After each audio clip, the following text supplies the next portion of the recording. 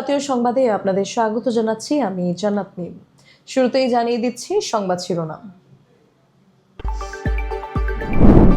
ঈদের ছুটি শেষ, কর্মচাঞ্চল্যে ফিরছে ঢাকা।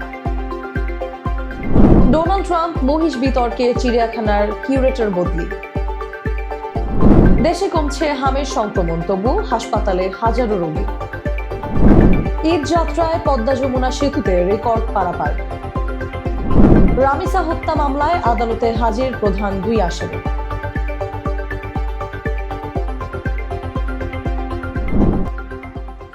এতক্ষণ শুনছিলেন শিরোনাম, এবারে বিস্তারিত।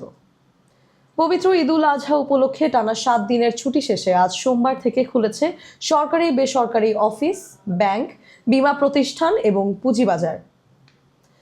দীর্ঘ ছুটি কাটিয়ে কর্মজীবী মানুষরা ফিরছেন নিজ নিজ কর্মস্থলে। ঈদের ছুটি শেষে দেশের বিভিন্ন অঞ্চল থেকে রাজধানী ঢাকায় ফিরছেন হাজারো মানুষ। সড়ক, রেল ও নৌপথে যাত্রীদের চাপ বেড়েছে, সেই সঙ্গে রাজধানীর বিভিন্ন সড়কেও দেখা যাচ্ছে যানবাহনের সংখ্যা বৃদ্ধি। এই বছর ঈদুল আজহা উপলক্ষে 25 থেকে 31 মে পর্যন্ত টানা 7 দিনের ছুটি ঘোষণা করেছিল সরকার। সরকারি কর্মজীবীদের পাশাপাশি ব্যাংক ও বেসরকারি খাতের কর্মীরাও এই ছুটি ভোগ করেন। দীর্ঘ বিরতির পর আজ থেকে প্রশাসনিক কার্যক্রম, ব্যাংকিং সেবা এবং ব্যবসা বাণিজ্যিক কার্যক্রম আবারও স্বাভাবিক গতিতে শুরু হয়েছে। সংশ্লিষ্টরা আশা করছেন আগামী কয়েকদিনের মধ্যেই কর্মক্ষেত্রে পূর্ণমাত্রার ব্যস্ততা ফিরে আসবে।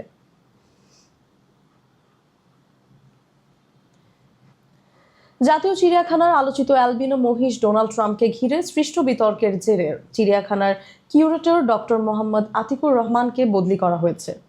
মন্ত্রণালয়ের এক প্রজ্ঞাপনে তাকে অন্যত্র সংযুক্ত করা হয় এবং নতুন কিউরেটর হিসেবে দায়িত্ব দেওয়া হয়েছে ডক্টর মোহাম্মদ হাবিবুর রহমানকে। প্রায় 700 কেজি ওজনের বিরল সাদা মহিষটির পরিচিত ফলকে ডোনাল্ড ট্রাম্পের বানান ভুল লেখা হলে বিষয়টি সামাজিক যোগাযোগ মাধ্যমে ব্যাপক আলোচনার জন্ম দেয়। পরে ফলক সংশোধন করা হলেও প্রাণীটির নাম পরিবর্তন করে সাদা মহিষ রাখা হয়। প্রশাসনিক সূত্র বলছে, পুরো ঘটনাকে কেন্দ্র করেই এই বদলির সিদ্ধান্ত নেওয়া হয়েছে।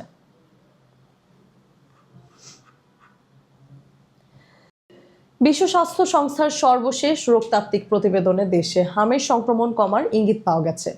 গত 2 সপ্তাহে নিশ্চিত হামের রোগী উল্লেখযোগ্য হারে কমেছে বলে জানিয়েছে সংস্থাটি।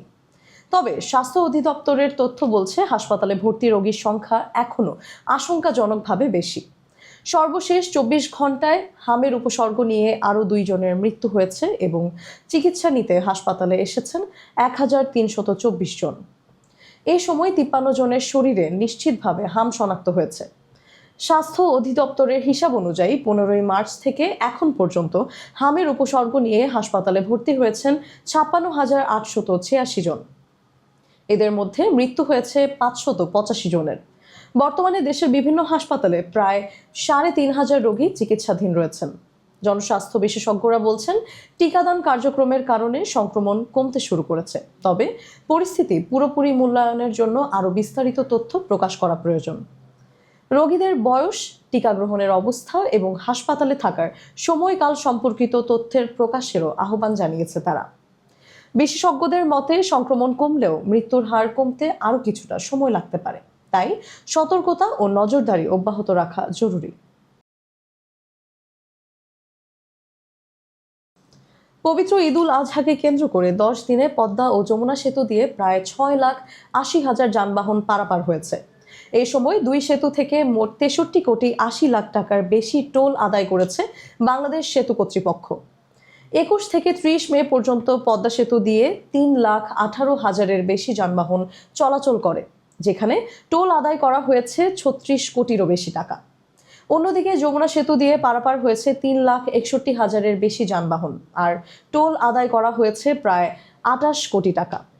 সেতু কর্তৃপক্ষ জানিয়েছে, কার্যকর ট্রাফিক ব্যবস্থাপনা ও সংশ্লিষ্ট সংস্থাগুলোর সমন্বিত উদ্যোগের ফলে এবারের ঈদ যাত্রা ছিল স্বস্তিদায়ক, সুশৃঙ্খল এবং বড় ধরনের যানজট ও দুর্ঘটনামুক্ত।